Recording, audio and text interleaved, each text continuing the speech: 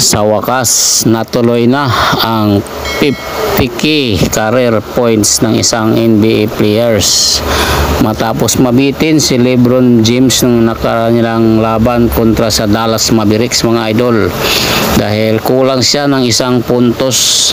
49,999 lang ang kanyang ipinuntos, pero ngayon ay sobra pa ang ginawa ng The King na si LeBron James laban sa New Orleans Pelicans matapos manalo uli ng pang-anim na sunod-sunod ang Los Angeles Lakers.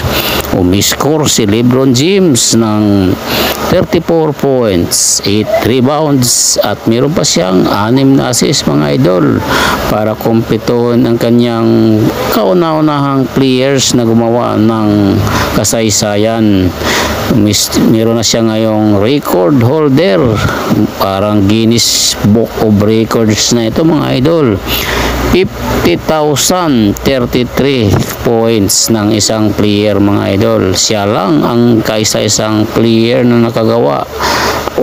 Onwards pa, mga idol, dahil tuloy-tuloy pa ang kanyang paglaro. Maaari pa itong magiging 51,000 kung sakali hanggang sa matapos ang season na ito o sa susunod na season, mga idol. LeBron James nga ay pinangunahan ang panalo ng New Orleans Pelicans. Dahil dito, mga idol, ay talagang pinatibay nila ang number 2 sa standings ng Western Conference.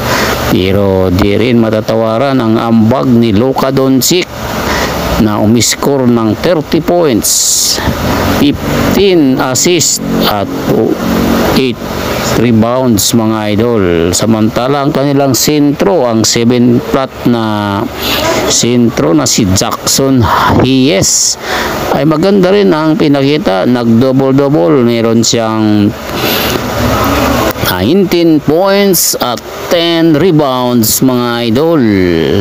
Dito lang muna, mga idol, ang updates sa pagiging number 1 player sa NBA ni LeBron The King James.